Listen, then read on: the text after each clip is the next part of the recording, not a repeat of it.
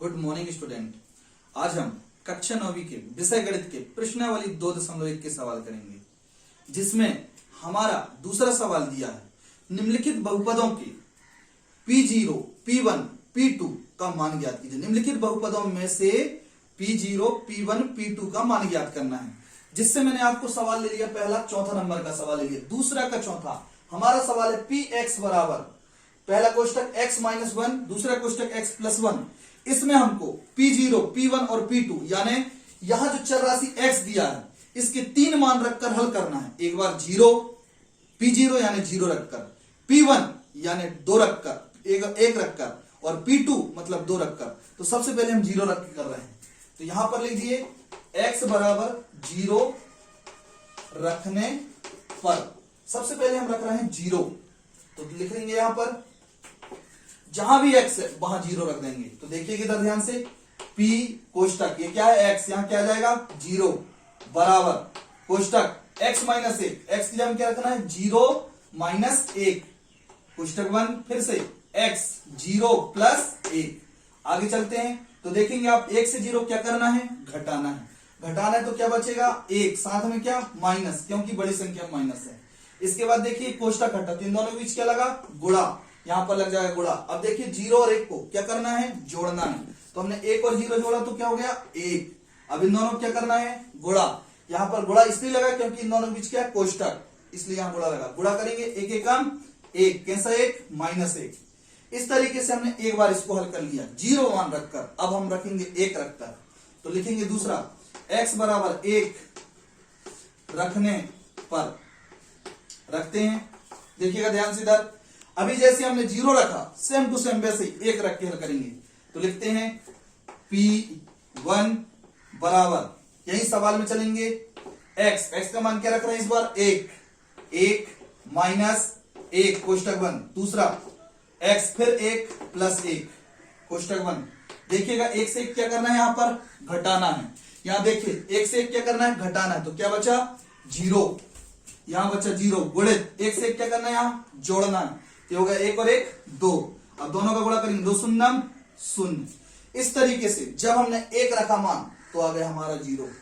इसी तरीके से एक बार और इसको हल करेंगे, तो यहां लिख देंगे अब x बराबर 2 रखने पर। अब हमको 2 रखना है, x जब इस बार 2 रखना है तो रखते हैं। फिर से बोलेंगे यहां से, यहीं से P कोष्टक 2 बराबर कोष्टक x इस x से हम क्या रखना है हमको 2, तो हमने लिखा है 2 माइनस 1, ये x माइनस 1, x मतलब 2 ऋण 1।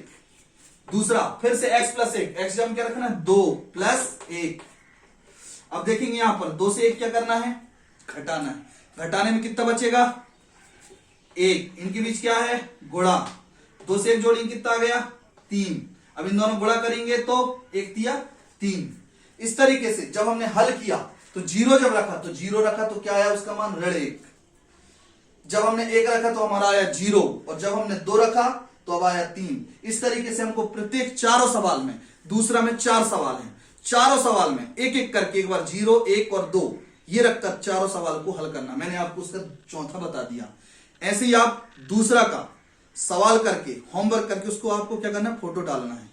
इसी तरीके से तीसरा सवाल है हमारा, तीसरा सवाल बताया है दिए हुए बहुपद के शून्यक हैं या नहीं।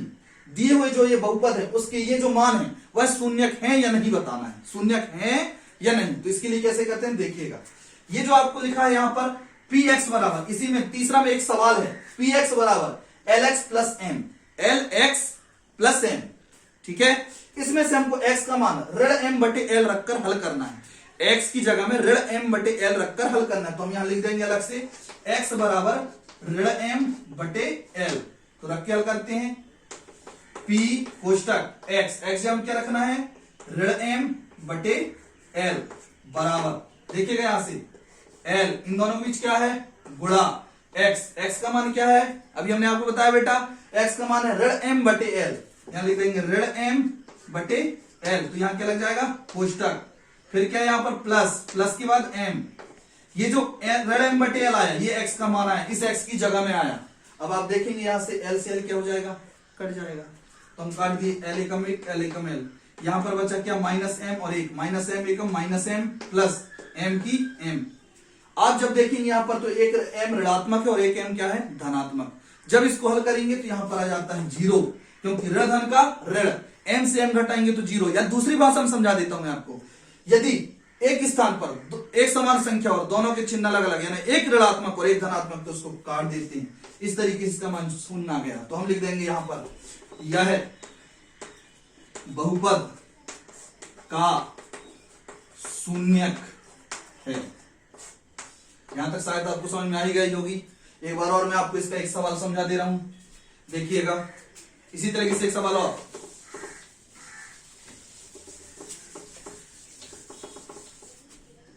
तीसरे में ही एक सातवां सवाल दिया, तीसरा में ही सातवां सवाल दिया, तीसरा का सातवां। ये हमको सवाल दिया है 3px बराबर 3x² माइनस 1। इसमें x के डबल मान है -1/3 और 2/3। यानी इस सवाल में हमको x का दो बार मान रखना है, एक बार ऋण 1/3 और दूसरे बार रखना है 2/3, और बताना है कि ये दोनों बहुपद के शून्यक है नहीं, या है कौन है और कौन नहीं है, ये हमको बताना है। तो देखिए x का पहला मान क्या रखना है, ऋण 1/3 रखते हैं। x बराबर ऋण 1/3 रख के देखते हैं, ध्यान से देखिएगा। px एग्जाम क्या रखना है -1/3 बराबर 3x², यानी देखिए 3x का यहां पर मान रखना है, क्या मान रखना है -1/3। 3 इन दोनों के बीच क्या है बेटा, गुणा। x का मान क्या है -1/3। यहां देखिए क्या लगा है स्क्वायर, हमने यहां स्क्वायर लगाया -1। यहां देखा सभी को। अब यहां देखिए यहां पर ऋण 1/3 की घात 2 है, यानी हम इसको हल करेंगे 3 गुणित ऋण 1/3 की घात 2, यानी इसका 2 बार गुणा करना। हम इसको रफ में करते हैं, ऋण 1/3 गुणित ऋण 1/3। ये जो इसमें 2 की घात है उसको हम रफ में लिखकर हल कर रहे हैं, 2 बार लिखकर। तो करेंगे गुणा, ऋण ऋण जब गुणा करते हैं तो ऋण यदि 2 बार होता है तो धन बन जाता है। क्या धन लगाया। अब आगे देखिए ऊपर अंक का गुणा करेंगे, 1 एकम 1 और करणी 3 और करणी 3 का गुणा किए तो ये हो जाता है करणी 3 त्रिका 9। क्या 9 करणी से बाहर आ सकता है, ये किसी का वर्ग है तो हाँ, यह किसका वर्ग है 3 का, तो यहां पर आ गया 3। आगे देखिए क्या चिन्ह लगा है -1। यहां तक समझ में आया। इसके आगे हम इस 3 से 3 एकम 3 3 एकम 3 काट दिए, तो यहां देखिएगा इस 1 का इस 1 से गुणा किए, 1 एकम 1 ऋण 1 की 1 से 1 क्या करना है देख रहा होगा आप लोगों को, घटाना है, तो कितना बचेगा 0। यानी यह भी ये जो है -1/3 यह बहुपद का शून्यक, तो लिख देंगे यह बहुपद का शून्यक है। यहां तक समझ में आया। इसी का दूसरा मान बता रहे हैं, इसी का दूसरा मान। दूसरे बार में जैसे हमको पहले बार में हमने -1/3 रखा, अब क्या रखना है 2/3। देखिएगा ध्यान से, तो हम लिखेंगे x बराबर 2/3। जैसे हमने इस सवाल को हल किया जहां पर हमने अभी -1/3 रखा, सेम टू सेम वैसे हल करना है। क्या रखकर 2/3। शुरू करते हैं, p कोष्टक x में क्या रखना हमको 2/3 बराबर 3x², 3 इंटू x का मान अभी हमने आप देख ली, जैसे जब हमने -1/3 रखा था, अब रखेंगे 2/3। इसमें क्या लगा यहां पर स्क्वायर, तो यहां क्या लगा देंगे कोष्टक स्क्वायर ऋण 1। यहां तक समझ में आया। फिर आगे हमने हल किया था 3 गुणित, यहां पर ऋण 1 था, अभी हमारे पास 2 है। जैसे हमने इस ऋण 1 का 2 बार गुणा किया तो 1 आया था, वैसे 2 का 2 बार गुणा करेंगे, 2 गुणित 2 तो दूनी 4। अब करणी 3 का 2 बार गुणा करेंगे, करणी 3 गुणित करणी 3, करणी करणी का करणी और 3 त्रिका 9, यानी करणी 9। क्या वो बाहर आएगा, हाँ क्या आएगा बाहर 3। आगे लिखा है ऋण 1। अब 3 से 3 क्या करेंगे काटेंगे, 3 एकम 3 3 एकम 3। यहां देखिए 4 एकम 4 -1 घटाने में कितना आया 3। जबकि बहुपद का शून्यक तो कोई भी बहुपद का शून्यक तभी होता है जब उसका मान कितना आता है 0। क्या यहां 0 आया है, नहीं आया। इस अनुसार ये 2/3 इस बहुपद का शून्यक नहीं है, जबकि -1/3 इसी बहुपद का शून्यक है। तो यहां लिख देंगे यह बहुपद का शून्यक नहीं है, यहां लिख देंगे आंसर। यहां तक मेरी बात तो आपको समझ में आ ही गई होगी। इसी का एक लास्ट सवाल है, उसको देखिएगा। लास्ट सवाल बोला है बहुपदों के शून्य ज्ञात कीजिए। बोला है बहुपदों के दिए हुए बहुपदों के शून्य ज्ञात करना है। क्या ज्ञात करना है? शून्य। तो इसमें से मैं आपको दो सवाल बता दे रहा हूं। एक सवाल है हमारा, चौथा सवाल है। चौथा सवाल है हमारा बहुपदों के शून्य ज्ञात कीजिए, जिसमें से मैं एक सवाल आपको बता दे रहा हूं। एक सवाल है C X plus D P X बराबर सी एक्स प्लस डी। इसका हमको शून्य ज्ञात करना है। क्या ज्ञात करना है? शून्य। देखिए इधर तो हमको क्या करना है, इस एक्स को यहां पर बाएं साइड छोड़कर और ये डी और सी का पक्षांतर करना है। कैसे करते हैं ध्यान से देखिएगा। सी एक्स प्लस डी यहां बराबर ले लेंगे 0, क्योंकि हमको इसका शून्य ज्ञात करना है। इसका शून्य हमको ज्ञात करने के लिए यहां पर बराबर में 0 लिखकर हल करेंगे।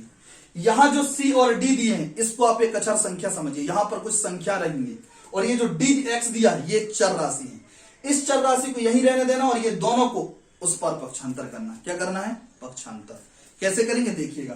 तो अब हमको क्या करना है, यहां से x को यहीं रहने देना और c और d को क्या करना है? पक्षांतर। तो पक्षांतर करने का नियम है, जिस चर राशि को बायां साइड छोड़ना है उससे जो अचर राशि हो, जो दूर राशि है, उसको पहले भगाते हैं। तो आप देखिए x से दूर कौन है, c या d? तो आपको स्पष्ट दिख रहा होगा दूर कौन है, d। तो जब हम यहां से d को इस पार से उस पार लेकर जाएंगे तो इस पार क्या बचा, cx बराबर उस पार पहले से क्या है 0, इस पार से हम d लेके जा रहे हैं प्लस d का पक्षांतर माइनस d। अब आप कहेंगे हमने 0 क्यों नहीं लिखा, तो आप अपन यहां 0 लिखते भी तो 0 से d घटाते या d से 0 घटाते कोई फर्क आता नहीं आता, इसलिए हमने 0 को नहीं लिखा। बात समझ में आ गई। अब यहां से हम किसका पक्षांतर करेंगे, c का। तो यहां पर करेंगे c का पक्षांतर तो आ जाएगा x बराबर माइनस डी। इन दोनों के बीच देखिए क्या है, ये c और x, इन दोनों के बीच जब दो चर राशि लिखो या एक चर और एक अचर हो तो उनके बीच होता है गुणा, और गुणा का पक्षांतर होता है भाग। भाग यानी बटे कितना, c। x को छोड़कर बाकी का पक्षांतर कर रहे हैं। तो इस अनुसार इस बहुपद का शून्य आ गया हमारा x बराबर माइनस डी बटे सी। ये आपका आंसर हो गया। इसी का एक सवाल और बता दे रहा हूं, एक सवाल और है हमारे उसमें, px बराबर 3x। इसका भी हमको शून्य ज्ञात करना है। ये हो ना हो इसी के जैसे अपने सवाल में मान लो, जैसे यहां पर c और d थे वैसे यहां पर एक अचर राशि है 3, जबकि हमने यहां c और d को अचर राशि माना था। बात समझ में आ गई। तो फिर से वही चीज 3x बराबर क्या लेकर हल करना है, 0। क्या लेकर हल करना है, 0। अब हमको यहां से अचर राशि का पक्षांतर करना है और चर को यही रहने देना है। तो बोलिए चर कौन है, चर है हमारा x बराबर बराबर उस पर क्या है, 0। तो हम क्या करेंगे, 3 को लेके जाएंगे तो 3 और x इन दोनों के बीच क्या है, ये 3 है अचर और x है चर, तो इन दोनों के बीच क्या है, गुणा। गुणा का पक्षांतर क्या होता है, भाग। भाग यानी बटे, तो हमने बटे लिख दिया। अब आप कहेंगे यहां पर 3 नहीं, 0 नहीं लिखे थे लेकिन वहां पर 0 लिख दिए, तो यहां पर जो पक्षांतर हुआ था प्लस से माइनस, तो उस समय माइनस करते 0 को तो कोई फर्क नहीं पड़ता, वो डी ही रहता। और यदि माइनस होता तो माइनस से प्लस भी करते तो भी कोई फर्क नहीं पड़ता। यानी जब प्लस से माइनस किया जाता है, माइनस से प्लस, तब 0 नहीं लिखा जाता। लेकिन जब गुणा से भाग किया जाता और भाग से गुणा किया जाता तब 0 को लिखना है, क्योंकि अब ये जब इसको काटेंगे तो 3 शून्य 0, ये आ जाएगा x बराबर 0। ये आ गया इस बहुपद का शून्य, इस बहुपद का शून्य के शून्य। शायद आपको समझ में आ ही गई होगी, यहां तक क्लियर है। अब आप दूसरे सवाल का एक सवाल और तीसरे का एक सवाल करके फोटो डालेंगे व्हाट्सएप ग्रुप में। धन्यवाद।